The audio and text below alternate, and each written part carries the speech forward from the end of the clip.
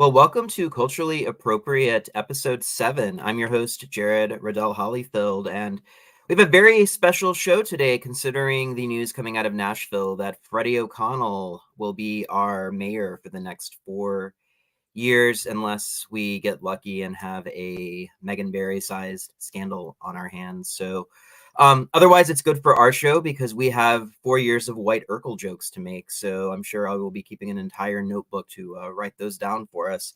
So today we're going to talk with the Pamphleteer's editor, Davis Hunt, who I think probably a few seconds ago just sent out the newsletter with his thoughts about the election and the role of Nashville and its continuing its city status or the end of its city status. Next, we're going to talk about an article I wrote this week on the films The Worst Ones and A Good Person, which are two of the most underrated movies that I've seen over the past year. And then we'll end, as always, with our weekly film rundown. So I'm guessing Davis Hunt did not get a lot of sleep last night, given the election results and all of the fallout and all of the wonderful announcements that we have been peppered with all morning. So I'm going to bring him on. We're not really going to talk voting and turnout and all of that boring stuff. We're just going to talk about the cultural implications. So Davis, welcome to the show. Thanks for having me. I actually I didn't get sleep last night because I was monitoring the election on my phone and was at the Lana Del Rey concert in Franklin, and it takes an hour. Like, I know you're going tonight. It takes you're going to want to leave before the last song if you want to get out of there. It took us an hour and a half to get out of the venue. So anyway. Oh wow.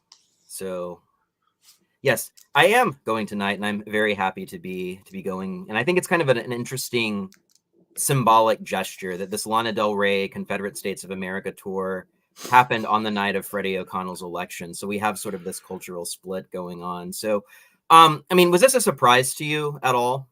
No, not at all. I mean, some people would have, depending on who you ask, people would say that the race was going to be closer than you would think. And I was somewhat sympathetic to that view, but I mean, we knew that Freddie was going to win. The margin, I think, is maybe a little surprising. But considering how Alice ran her campaign, it's also not that surprising. Freddie was the first one to declare that he was running. He'd been campaigning for almost a year and a half at this point. He ran a extremely robust campaign. He got out there in front of all the issues before everyone. And I mean, I think it's due to his campaigning more so than any particular thing he's ever accomplished, which, is an accomplishment unto itself, skillfully campaigning. So it'll be interesting to see if he can translate that into any of his ideas.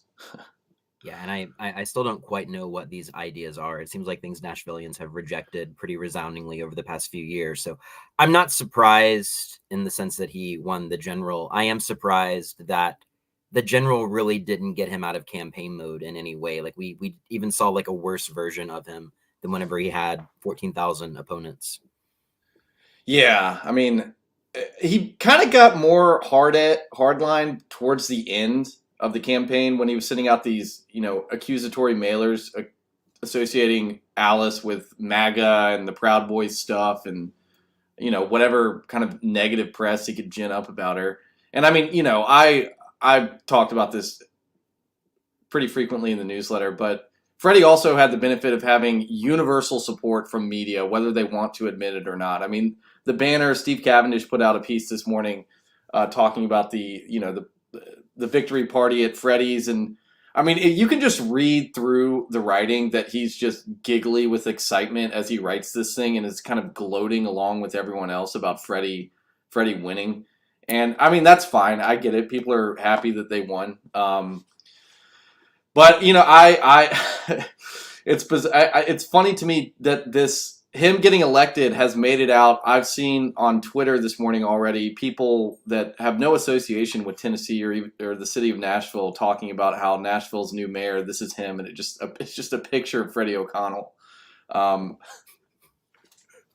Yeah, I saw a little bit of that on Twitter before this show. So something else, if you mentioned Steve Cavendish, and this week one of my favorite buffoon tweets was his commentary about the Gannett's Taylor Swift reporter that they're trying to hire. Yeah. That made national news, which seems to me like a very smart and savvy thing for an organization to do that I don't think is that limber in terms of media. But so many local reporters were angered by this, and it was baffling to me because of the fact that they're not even doing their own job. I mean, why would you not cover Taylor Swift? Because she really is the symbol of Nashville and sort of its moment of flux right now. I mean, this is a perfect way to read pop culture and read into these greater societal implications in this city. And Steve Cavendish is supposed to be this rebel with his new paper and bringing back the best of legacy media in a new format after being at the scene. And he's just completely oblivious to it. Just angered that somebody would stoop to this level whenever local journalism has pretty much been garbage for at least the last half decade. I think they're just mad that they're not putting up jobs that they could theoretically apply for. And I think that's the problem with a lot of local journalism, and maybe journalism in particular, is that journalists feel entitled to their jobs. And it's your fault that you don't have interest in what they're reporting on. It's up to you. Like they're doing this very, very important work that deserves acclaim. And it's just it indicates the decline of civilization that people aren't reading them, and they're upset about that. And the Tennessean trying to take this cultural angle on Taylor Swift, I doubt it's going to be very interesting, but I do see your point. That's like an affront to their profession. They're cheap. They think that that's cheapening their profession because they want to view themselves as these, they're, most of them are glorified stenographers at this point, less so writers or anything of that nature. They just want credit for writing down facts and putting them into print. They think that job is this like holy, profession. They're like the priestly class, they think. So any affront to them. So anyway, sorry, I'm ranting. Well, I was trying to think about this whenever the story got announced and he had this angry tweet. I don't think there is a working journalist in Nashville with the intellectual capacity to cover Taylor Swift well. Do you disagree with me? I mean, I can't think of anyone who would. Barring our staff, of course. But yeah, maybe Lori Liebig. Yeah, she is. She is the Lester Bangs of the Nashville music scene for sure. I mean, it's like reading Mad Libs with her. I think she got a permanent job somewhere, but I mean, that was one of my favorite moments of the summer whenever John Rich just eviscerated her during the protests. But I mean, that's our level of journalism. Like, I don't think anybody could do this job well at all in the city because they don't have the level of introspection to do it properly. There was Dave Paulson for the Tennessean did some pretty good work. I don't think he's there anymore. He was the guy that they have now on the music beat. I can't remember his name. Is just irredeemably woke and writes articles about how country music has a diversity problem and this and that, and it's just no one is interested in reading that at all. And like that's the guy that I would imagine. That's the type of person that's offended that they're trying to hire someone to cover Taylor Swift because this is like this topic that's purportedly beneath them. They're talking about intersectionality issues. Like, why aren't there more Black people in the audience at a Taylor Swift show? That's the kind of journalism that they would probably generate here. So I don't know. Maybe they'll hire someone talented. Who knows? Yeah. That's the Lori Liebig model too. I think everyone is just imitating her because she's such a trendsetter. What's interesting about the way O'Connell, this is kind of related to what we're talking about here, Taylor Swift being an important kind of ambassador of Nashville. And one of the things that you'll notice in his victory speech last night, when he talks about loving the music and culture of Nashville, he kind of emphasizes jazz, the blues, and the Fisk Jubilee singers, and kind of ignores the legacy of country and bluegrass in the city. Like, I don't think he mentioned the Opry. He certainly hasn't mentioned kind of the, Bill Monroe playing bluegrass for the first time on a live stage at the Opry. It's just interesting that he's reflecting this vision of the city that's new compared to what people's traditional understanding of it is. I mean, there's probably an argument to be made. Jimi Hendrix, of course, played on Jefferson Street. There were lots of talented Black musicians that played here. But it seems like he's deliberately positioning himself with that side of Nashville more so than the country music, like bluegrass cultural lineage of it. I think that's a deliberate choice. Yeah, and it seems so to me as well. So I moved to the Nashville area about 11 years ago when there was this energy. This was right after the GQ article and the New York Times stuff about it being in its city. And I've noticed over the past few years, especially, and during the Megan Barry administration, moving from figures like Bredesen and Carl Dean, a lot of that creative energy seems to have not been sapped from the area, but in my opinion, it's moved over to places like Franklin. I live a little bit outside of Nashville now, and I go to Franklin a lot more for cultural events. I go to Franklin a lot more to go to the movies. I'm more interested in Franklin's festival calendar.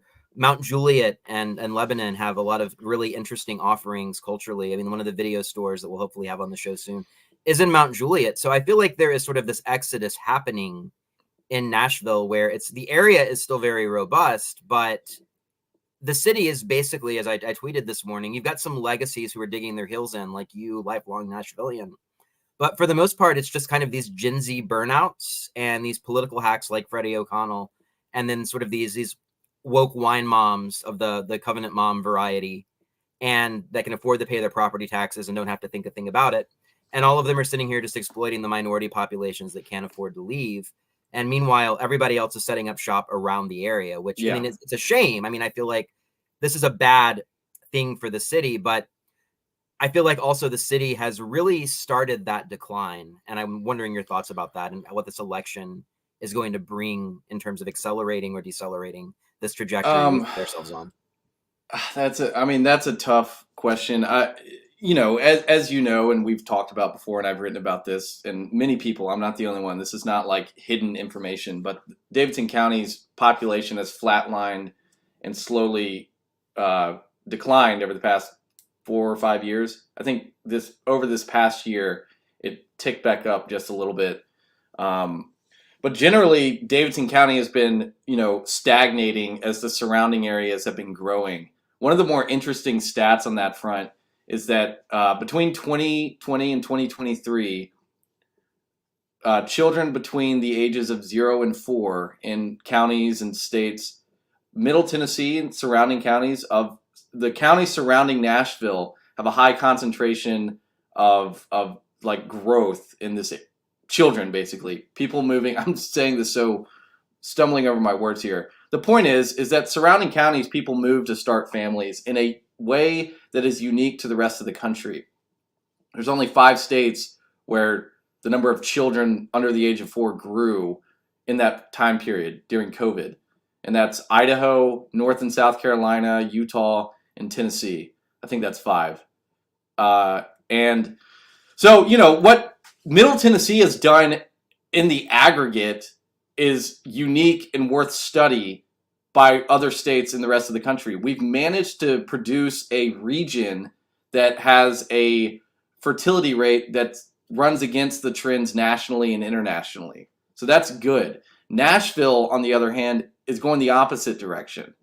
And this is the case with most urban environments. But I do think that like Freddie's kind of like the progressive politics will definitely push more families out. And I think what you'll see is like the standard pattern is going to be come into Nashville, like work for a little bit, and then settle with your family outside of Nashville.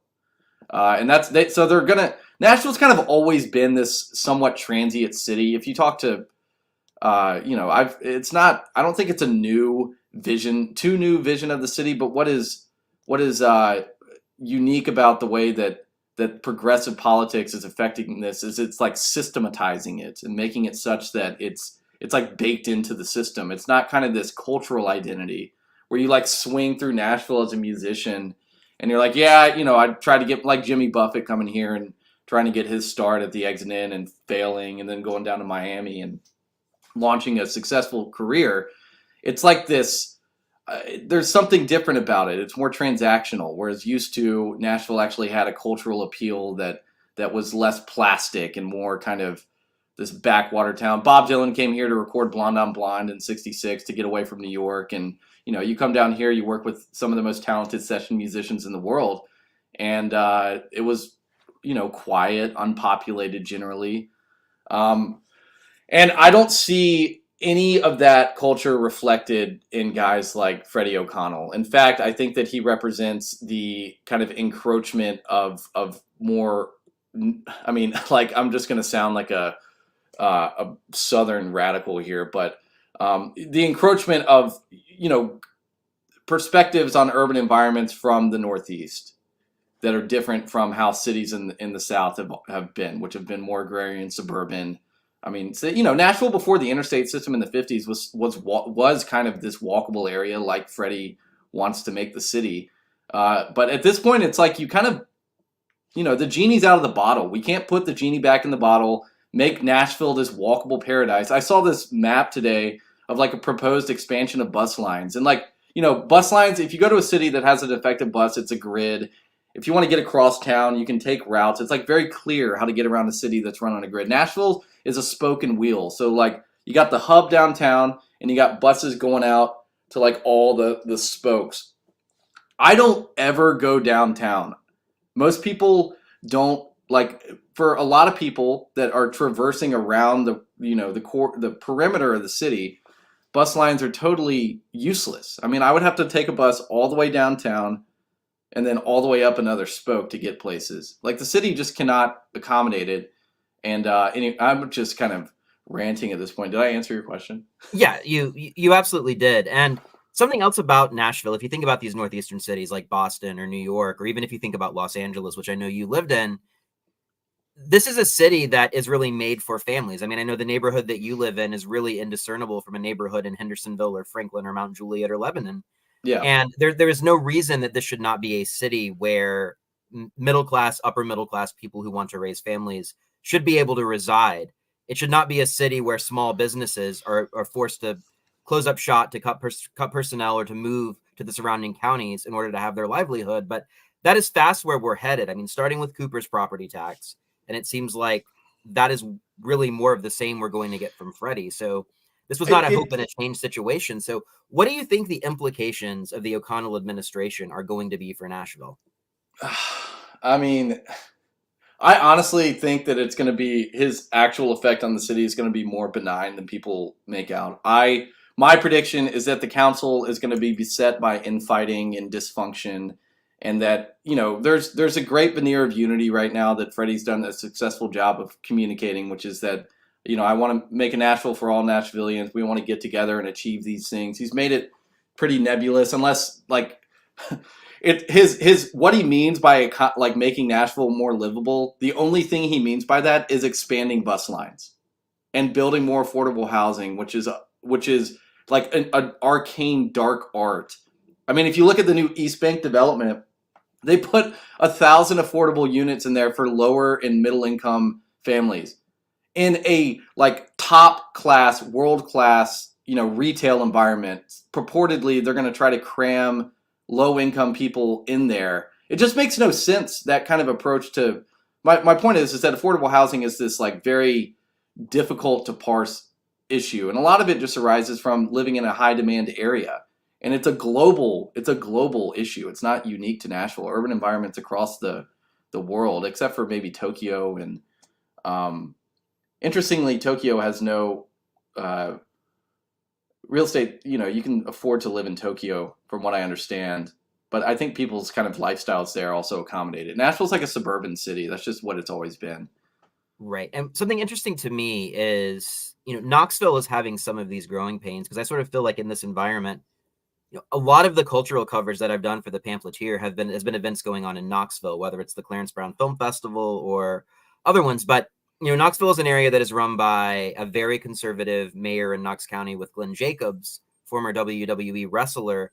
And they just elected sort of this milquetoast, woohoo liberal India Kincannon for her second term as mayor there. But one of the things that's been happening is, the suburban areas of Knoxville and the areas of Knox County that are more rural are fighting back. There was a development that was supposed to happen in the Farragut area, very similar to the one you described, that thanks to the efforts of Jason Zachary and some of the other politicians and the people in those areas rising up, ended up being abandoned this week. So we don't really have that protection here because of the unification issue. Yeah. And one of the things that you mentioned, you wrote the article for the Pamphleteer about 3 weeks ago about the blue dot. and how Freddie basically is just getting the votes from the downtown corridor area and areas like Jolton, Green Hills, Belmead. We're going for Alice Rowley or for other candidates. So because of that unification issue, there does seem to be this split.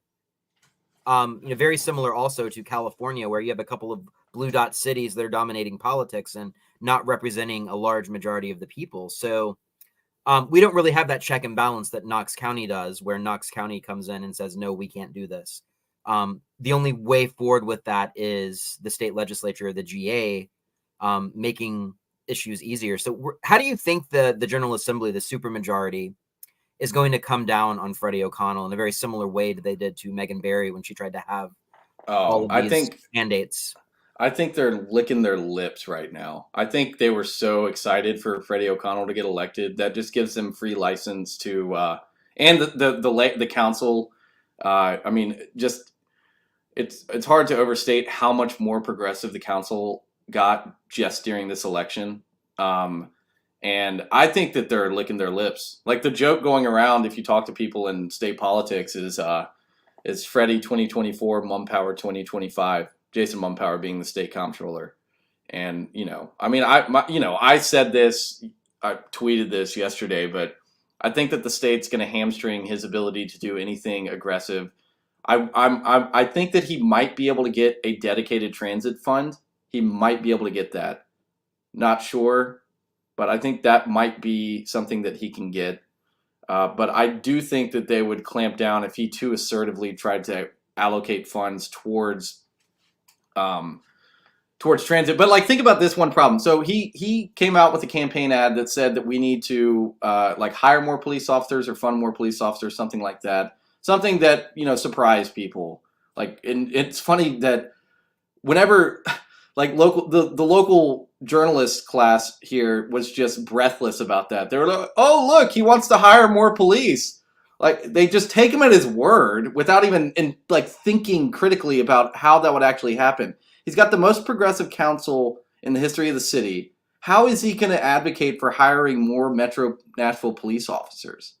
I mean, how is that going to go over with the council? So there's a lot of questions about how effective he'll actually be in dealing with critical issues like the schools, the police department, and the balance sheet. Those are the three I've tried to talk about how those are the three kind of pillars of a world-class city, just at a fundamental level. Its ability to educate its citizens, maintain law and order, and pay its bills. I mean, if you can't get those right, I have a hard time believing that you can sustainably build a quote-unquote livable city. But Davis, he makes masterful PB&J sandwiches, as I learned this morning. Oh my gosh! Every morning. So, and then his first appointment to the transition team is Alex Jahangir, who was the COVID czar, shut down Metro Nashville public schools while he was sending his kids to USN, shuttered all sorts of health businesses, rehab clinics, and it just came out that Davidson County has the second highest rate of drug overdose in the country, behind Baltimore. There's so much here that's just uninterrogated about. Jahangir is a figure from the past couple of years that local press has been curiously uncurious about, and now we have Freddie, who they're scared to even sow doubt about. Cavendish had that story on Tuesday of this week about 1 in 4 of his donor dollars coming from LLCs or PACs, which kind of undermines his whole thing about not being suspect to vested interests and billionaires, or whatever the euphemism he uses for political donors that aren't given $100. And the next day, it was the first critical piece we saw all campaign season about O'Connell. The only one that I saw. I may be wrong about this, but I do read local media every single morning. I haven't seen any other critical stories. The next day, he comes out with a story about how Steve Smith and Freddie buried the hatchet. It's okay, I'm going to be critical, but then I'm going to neutralize that criticism with this just fluff piece that's irrelevant. They didn't give Alice the same coverage at all. They could have run a story about her associations with the Proud Boys staffer and made clear a story that she told me, and that is fairly easy to understand. Once she found out about the guy having those tenuous ties to the Proud Boys, she fired him. But you didn't see them relitigate that. They just ran with it. Axios Nashville had a barb about it this morning. I mean, it's, you know, it like the media is one-sided. They're doing their job, but you just have to understand whose interests they're aligned with. And it seems to me like that is basically where Nashville is headed. It is this elite class of journalists and the in the know local yokels who are appointing each other to the same transition teams and the boards. And it's a group that they're really above it all. They're above the concerns of the average Nashvilleian. Yeah. And they're asking really everyone else to kind of be in lockstep with them and have the savior complex. But, you know, as you're saying, you know, Nashville is a city. If we take out the country music, if we take out all of those working class dollars funneling in from tourism, we take out a lot of the small businesses that are no longer going to be able to be here anymore and that are moving to Williamson County or Wilson County because of property taxes. Like, all we're going to be left with is, you know, the HCA executives and the executives of healthcare companies who mostly live in Franklin anyway, and all of that apparatus where people can't afford to live in the city. So it's really going to be a fiefdom essentially. And that's where we are as the city. And we're going to start seeing that cultural decline. Yeah. Very soon.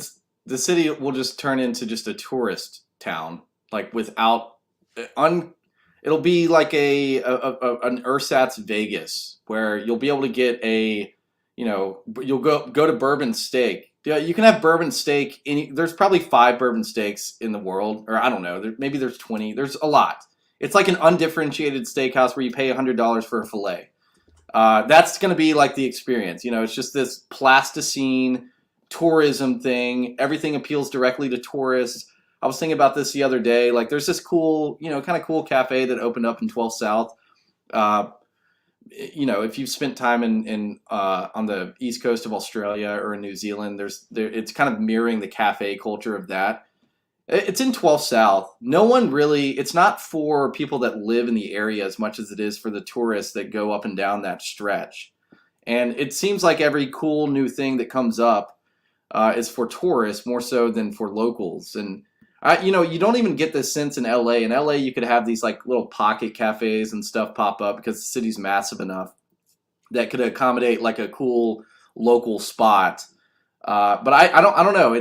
Nashville's not nearly as big on it, obviously, as Los Angeles. So it's like new developments have to be justified more because you have less people and there's obviously the giant draw of tourists. And so it does feel like everything that gets built now has this like eye on either transient Gen Zers coming into the city who are then going to move out when they want to start a family, if they ever want to start a family, or tourists. And, I don't know how you build a city like that that's sustainable. It just becomes this kind of economic zone, undifferentiated from every other city in the entire world. Yeah, and we're seeing that. I think one of the early signs or one of the early symptoms is that string of unionized coffee shops that popped up over the summer where the labor, it's just not a sustainable situation, given the economics of the city, to pay these Gen Zers this level of money, whatever. You could just easily cut your ties, close your shop, move over to Wilson County, move over to Sumner County, and find some like nice teenager that actually has skills and that might have a future to run your shop instead of people that are trying to get by and say they live in Nashville because it's cool or something like that. That is sort of my main concern out of all of this. So I want to bring this back to the Lana Del Rey concert last night, and we have kind of two options here where Freddie O'Connell gives this speech and basically ignores the most economically potent aspect of our tourism and one of the main reasons for Nashville's existence in the pop cultural lexicon of the country, which is Music City. Yeah. And Lana Del Rey is somebody that is not even a country musician, but has sort of doubled down on the Southern aesthetic after the mob came for her in 2020 and tried to sort of dethrone her. I mean, she's always been a very interesting pop culture figure to me, even more so than someone like Taylor Swift, because of the way that, she's really been able to not necessarily root herself in nostalgia, not root herself in other musical genres, but displays like a wealth of knowledge about all of these. And she's really doubled down, and we've had two shows. I couldn't get a ticket last night to Thursday's show, so I had to settle for some seats in the back that I bought secondhand that somebody had to unload. But she's sort of gone the opposite of the O'Connell strategy in terms of embracing this aesthetic that seems to be out of fashion, but clearly has a lot of appeal It's to like many people. it's like radical heterosexuality is what I would term it. Like Lana Del Rey's music is horny in a traditional way. Like it's almost refreshing to hear her, because there's no. I think that you could. I was talking about this last night with my friend. I think that you could, like, the way that Taylor Swift employs sexuality is kind of like in this manipulative fashion where you don't get the sense that she actually enjoys it. And it could be, it's like the way that she presents sex is that it could be employed across the gender spectrum or whatever, like anyone could do it. Lana Del Rey's music is specifically for straight women and, for the straight men that enjoy that. And it's like refreshing in that regard. And I don't think that it's ambiguous about that fact. I mean, she's talking about her ex-boyfriends, not in like a Taylor Swift scorn lover way, but like in a, she misses them, or she wants to sleep with them again. It's just interesting, and it's not like, it's not over sexualized like whatever Nicki Minaj or Cardi B are doing. And I was thinking about it in distinction to like Nashville just kind of has this. There's just this. The culture has gotten confused in Nashville. It used to be very clear. The dynamics of country music used to be very clear, and kind of it was like, just to be frank about it, it was white music for straight people, for the majority of people. Of course, there were deviant personalities like maybe David Allan Coe, or I don't know. I mean, point is that who the stuff appealed to used to be very cut and dry, and I think when you spread it too thin, it kind of muddies the message and it becomes less interesting. And like Lana Del Rey last night, it's just very clear about who she's appealing to, and it was interesting. Yeah, and Lana Del Rey has this ability to be transgressive and still be within a traditional realm. I mean, if you look at the imagery she uses and even is using for this Confederate States of America tour, she's very open about legacy and history and nostalgia, but she's not trying to rewrite it or not trying to erase it or subvert it. She's trying to be transgressive within that model in a way that is appealing to a lot more people than sort of whatever culture is coming out. This sort of, you look at a Freddie O'Connell ad or a Freddie O'Connell picture, and there's like always somebody with a headscarf on. There's always a random black person, even though you could really just mix up his ads and really make an ad for a white supremacist group if you wanted to, just because of the fact that it's just like so geeky, white Urkel, white everything. And he gets a pass for it in a way because he's got these gestures. And, to me that illustrates a collapse of Nashville's culture. So, do you think the state is going to intervene in any particular ways against Freddie? Well, the council is going to shrink. The only thing that I could see is if he initiates an overly ambitious spending project, which he's pledged not to do.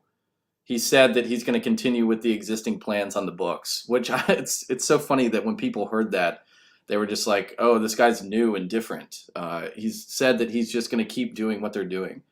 That's the only scenario that I could see that anything happening.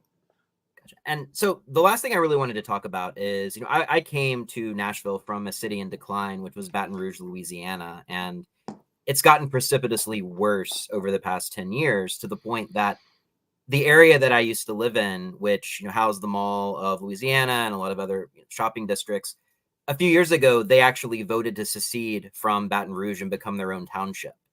And there was kind of a surprise Brexit level of support for that measure. And of course, because of all of that lost tax revenue, the city came in and sued, and they're trying to use the courts as to weaponize the courts in order to make that not happen. What, for those of us that don't live in downtown Nashville, but still live in Davidson County, that feel like Freddie O'Connell doesn't represent us, that feel like and know very clearly that Nashville's financial health is dependent on people who, by and large, do not agree with Freddie's interests. Do you think we're going to have that level of revisiting unification and splitting the county and the city off?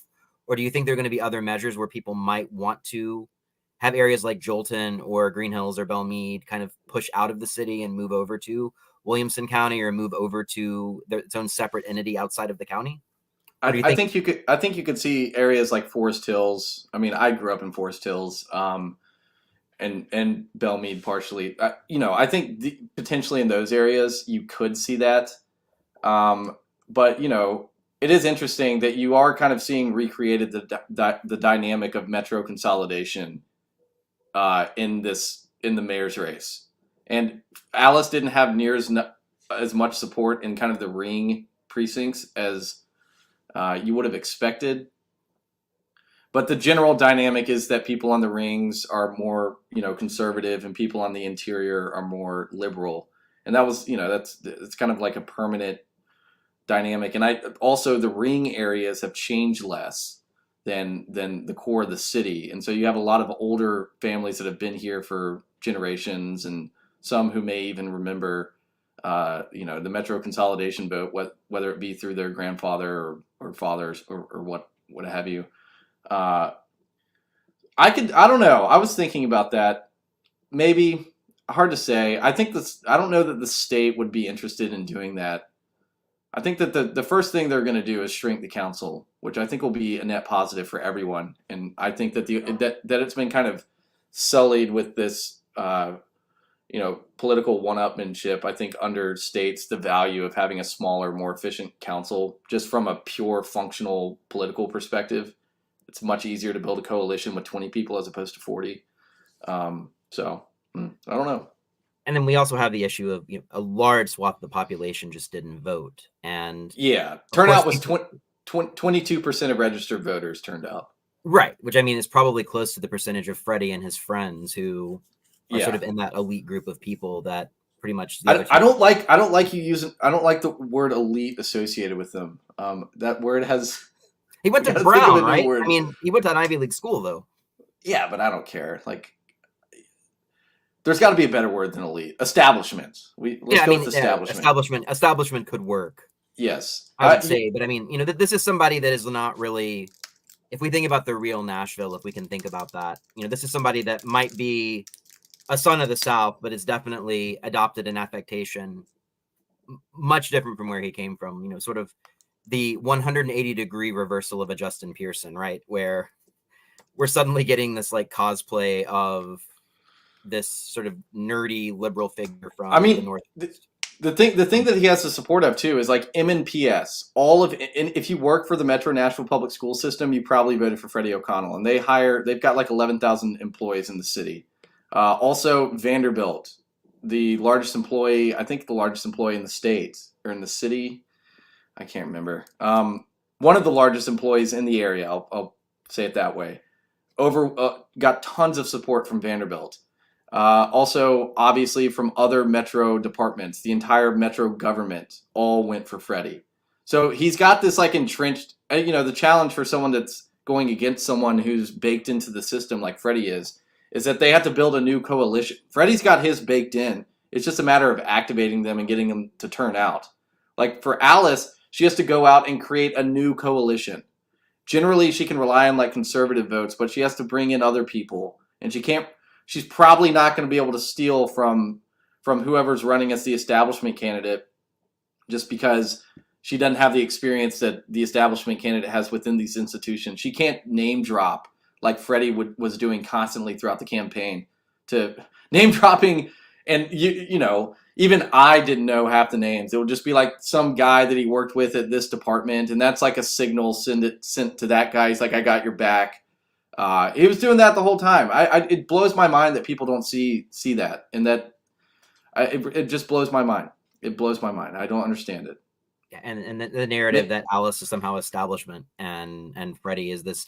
I saw some of the more activist people after the Covenant shooting on Twitter talking about how Freddie's going to bring change and protect everybody, and it's such a ridiculous sentiment that like what he's going to. So he was asked a question. Sorry, kick me off here whenever you want. Oh no.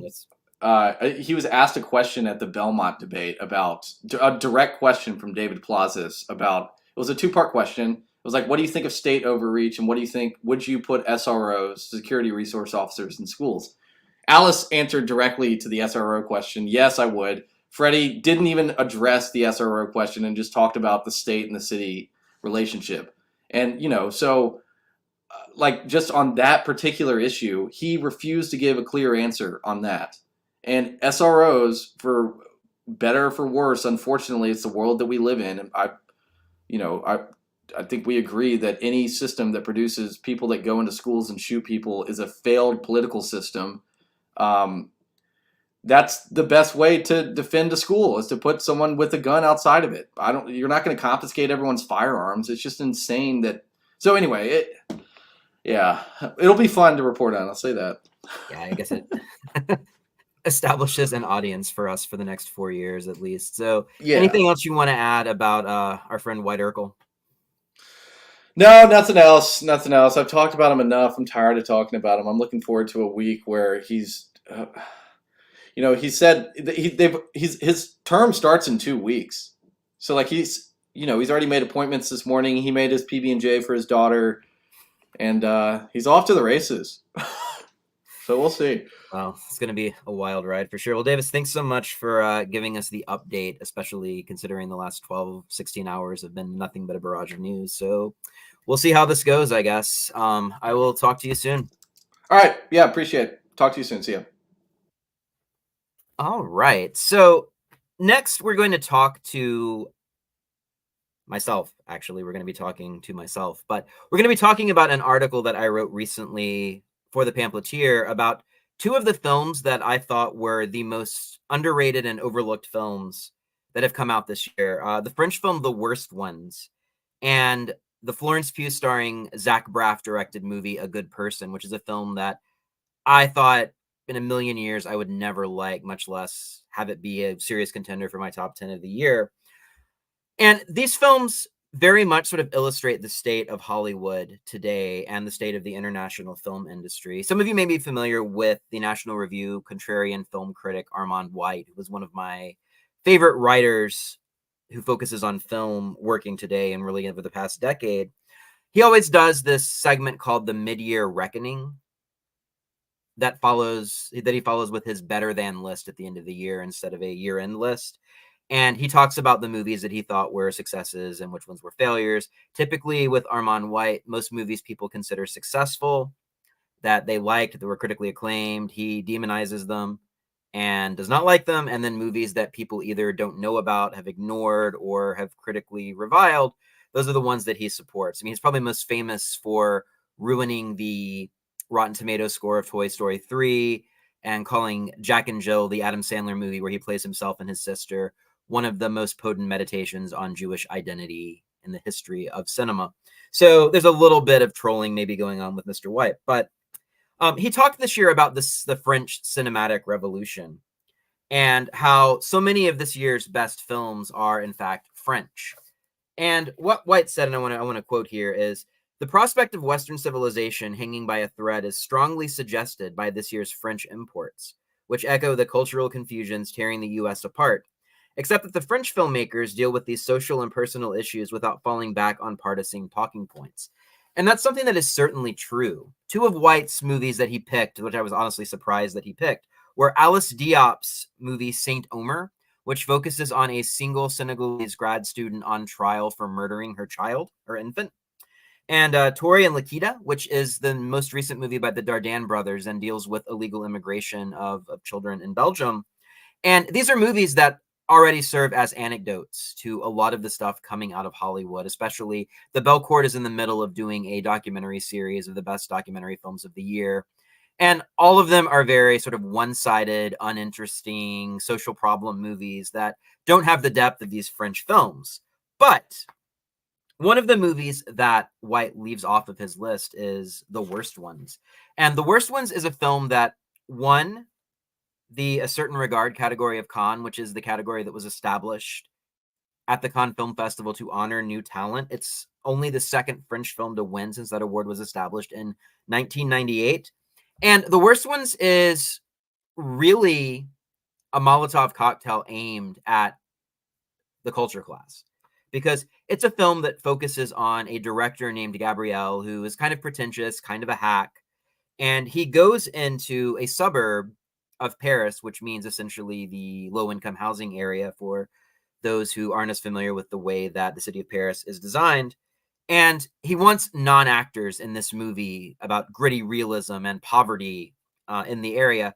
So he goes and finds what he thinks are the worst ones, which are a bunch of teenagers that are in the area that live in this particular suburb. And you see on the screen what a suburb is. It's a public housing development usually. And the entire movie is about exploiting the poor, about exploiting the representations of people in a way that, Hollywood talks a lot about representation, but it never really talks about the fact that a lot of these movies that it makes that are critically acclaimed are using the poor to propagate a certain wealth of the culture class. And that's what this movie's about. And the interesting thing about this movie that gives it an extra layer is that the directors themselves are also casting actors that don't have any performance experience from these areas. So the entire movie is a meditation on this issue of representation. And the directors are brave enough to admit that they don't have all the answers. Are they maybe exploiting the actors to tell this story about exploitation? Probably. Is there a way around that? They don't know. That's why they're making art about it. So we don't have this level of arrogance that we might have in a movie coming out of Hollywood that's about this particular issue. It's a grueling film, but it's also a hilarious film. The ending is one of my favorite endings of any film over the past couple of decades, just because of the way that it is so brutal about the artistic vision of this director, Gabriel, and the way that he sees himself and the way that he sees himself as sort of this white savior for all of these poor people. It's a magnificent movie, and unfortunately it's not as available right now on streaming as it should be, because this was a movie that played at the Belcourt for like 3 days and was gone. It was a movie that even in bigger cities did not play very long. But you can rent it digitally through any of the major streaming services. So I would highly recommend this one. The other movie that I wanted to talk about, The Worst Ones, A Good Person, get it? I mean, these movies about evaluation, I guess. But the Florence Pugh movie, A Good Person, which grossed $2.2 million, despite the fact that our current pop culture is absolutely obsessed with Florence Pugh, and for good reason. She's an amazing actress. She was wonderful in Oppenheimer. She was the only good part of Olivia Wilde's Don't Worry, Darling. She carried that movie like a champ. For the longest time, which was kind of strange, I think, for readers of People magazine, she was in a long-term relationship with Zach Braff, who is most famous for starring on the TV show Scrubs and directing the awful indie comedy Garden State from 2004 with Natalie Portman that established the trope of the manic pixie dream girl and was just this exercise in excess and tweeness and just kind of like a Wes Anderson movie with all of the substance of a Wes Anderson movie just torn out of it or not even thought about. So I had no hopes going into this movie. Zach Braff also famously kickstarted his follow-up to Garden State 10 years later called Wish I Was Here, and that was one of the reasons that people had ethics questions about Kickstarter when somebody that's a millionaire because of his Scrubs residuals is going on Kickstarter and asking middle-class people to fund his passion project. But I saw this movie and it blew me away. It focuses on Allison, who's played by Florence Pugh, and she is a pharmaceutical rep and has her life together, nice liberal New Jerseyan coming from a working class background. Her mother, Molly Shannon, almost lost their house in the Great Recession. Her dad's out of the picture. And, she's ready to move on and marry the love of her life. And as she's going to try on her wedding dress in Manhattan, she's looking at her phone, looking at Google Maps, and gets in a car crash that accidentally kills her future sister-in-law and her husband. And the entire movie is about her grief and her guilt and the fact that she is addicted to opioids. But the brilliant thing that Zach Braff does is he does not make this a movie about the social problem du jour of the opioid epidemic. He's much more concerned with character in this particular film. And yes, she's a pharmaceutical rep, but it really doesn't go beyond that. I mean, that information is there for us. It's not hinged upon. It's not like the Hulu drama Dope Sick, which is gripped and ripped from the headlines. It also deals with racial dynamics in a way that is not obvious, is not one-dimensional. Morgan Freeman plays the father of her almost fiance or ex-fiance, and they meet at an AA meeting. He is an alcoholic. He abused his children physically.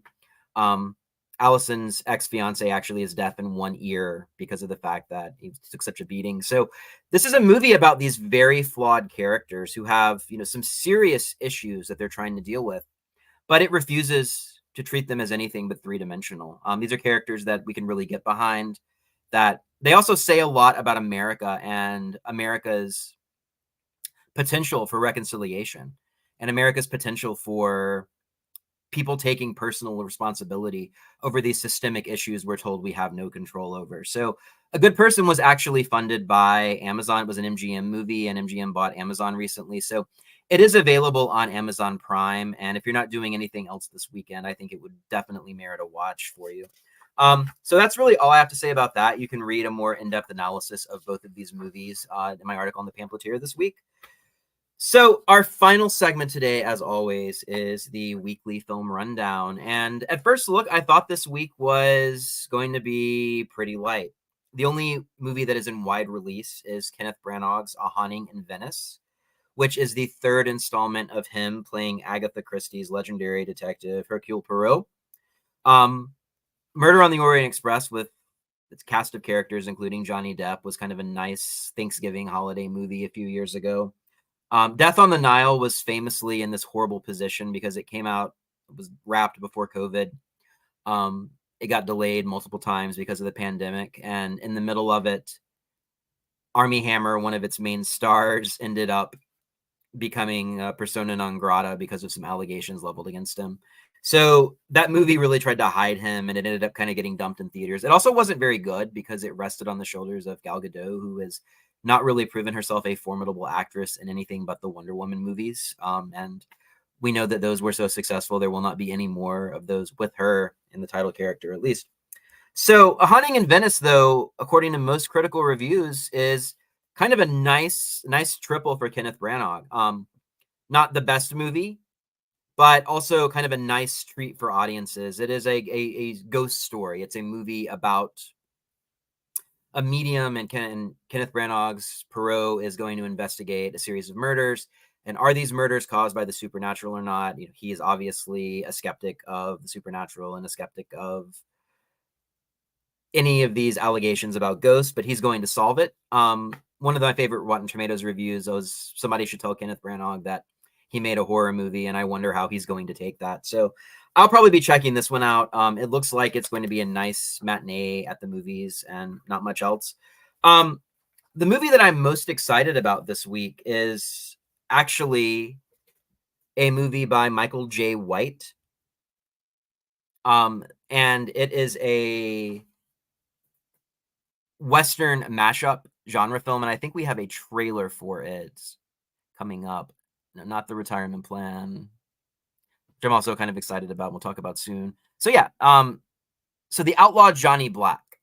If you've seen the movie Black Dynamite from 2009, which is a send-up of blaxploitation films that is absolutely hilarious, you'll see why this particular film is really my must-see of the week. And it basically is about a rogue who goes to a small mining town to seek revenge on the land baron who killed his father. Michael J. White has proven himself this amazing actor-director who is really adept at understanding genres and making these parodies. He's a little bit less outlandish than the Wayans brothers in movies like Scary Movie, so he takes it a little more seriously, and there's just these kind of surreal, offbeat moments that happen. So I can't imagine this won't be an amazing time at the movies this week. We also have the claymation family film The Inventor, which is about Leonardo da Vinci's time in France and features the voices of Star Wars as Daisy Ridley, Oscar winner Marion Cotillard, and comedian Stephen Fry. The animation for this one looks absolutely beautiful, and I'm planning on seeing it if I don't get to it this weekend, at least some point soon.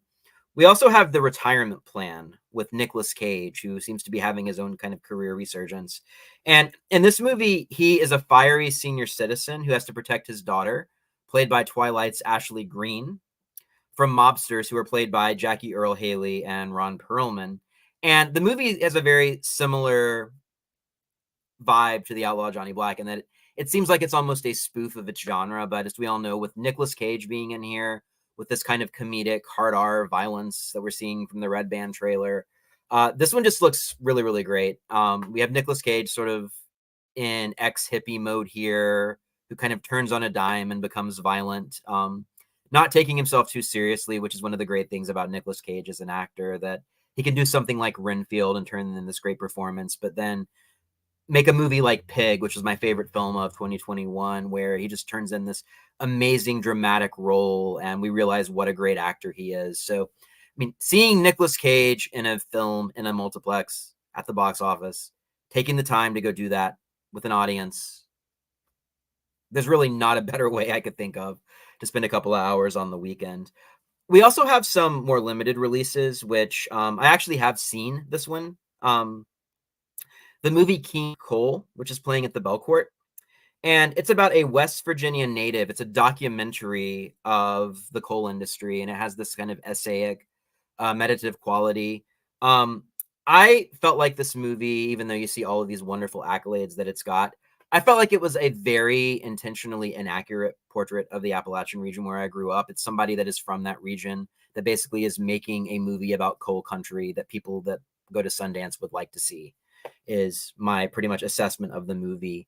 People in Appalachia, you see them worshiping coal here at the football game. And when I saw this at the Sidewalk Film Festival, people were making fun. They were laughing at this moment. We have a girl here that we follow. We don't know anything about her home life. She's a cipher. We just get glimpses because she's meant to be as a stand-in for all of the children of Appalachia who don't have any prospects unless they move out of the region.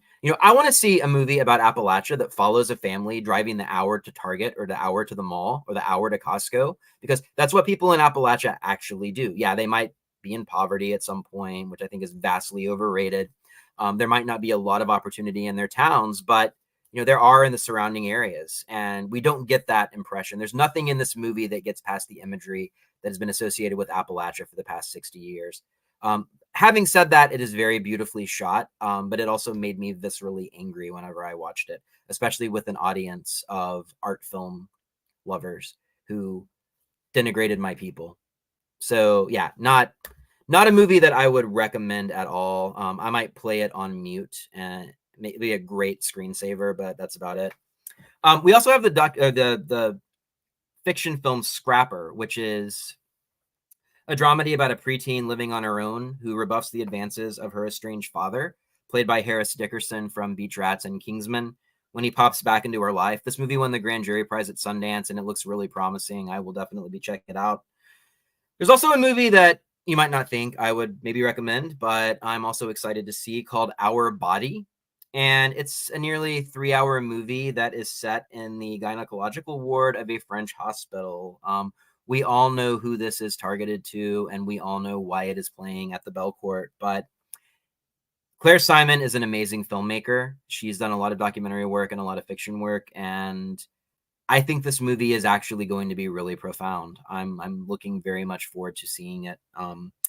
I wish I would have more of a chance, but a lot of these movies at the Belcourt are only screening a couple of times before they leave, which is unfortunate. Some other options we have this weekend. We have Camp Hideout, which features high school musical alum Corbin Bleu, who I haven't seen in anything in a very long time. And it's a movie about a teen who hides some kind of sci-fi gadget from these goons and hides out at a summer camp and then has to protect his new friends. Family movie, not really heard much about it, not a lot of reviews, not a lot of coverage. The documentary Lift, which is about homeless children who enroll in a dance program whenever a mentor who was also formerly homeless starts it, is playing at Regal Hollywood 27. That movie's got a lot of festival traction and seems like it's probably pretty good. Something you may not know is tomorrow is Batman Day, and many theaters are celebrating. And one of the ways that AMC and Regal are celebrating is showing a marathon of Christopher Nolan's The Dark Knight trilogy. There was a great article in Collider that did a nice write-up of what's going on here. So tomorrow, those Batman fans who really like the Christian Bale version are going to be able to see Batman Begins, The Dark Knight, and The Dark Knight Rises back in theaters. This weekend is also a weekend where we're revisiting a couple of other classics. The movie Coco is being re-released in theaters. It's a Pixar movie from 2017 about the Day of the Dead and a Mexican family.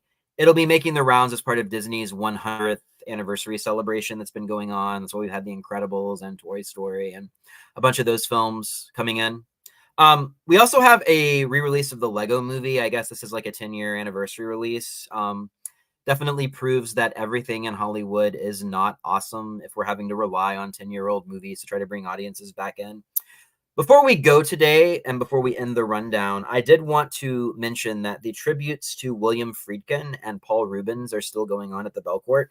I guess Sorcerer was such a massive hit that it is continuing this week. But we also have William Friedkin's classic 80s neo-noir To Live and Die in LA. That's coming up as well this weekend as we build toward the more known movies and Friedkin's filmography like The French Connection, Cruising, and The Exorcist. I would highly recommend checking either of these films out. They are both amazing, even if they aren't as known as the other major works in his career that garnered him Oscar nominations and attention. Definitely worth seeing on the big screen. And Paul Rubens's tribute continues as well this week with some more Pee-wee and as we move into Mystery Men and Life During Wartime in the coming weeks. So that is our weekly film rundown, and that is also our show. Next week, we're going to start previewing the Nashville Film Festival that's coming up in 2 weeks, and we're also going to be talking to a couple of artists who are working in the nostalgia realm with VHS. So have a great weekend, and whatever you do, please give it some thought. This is me signing off.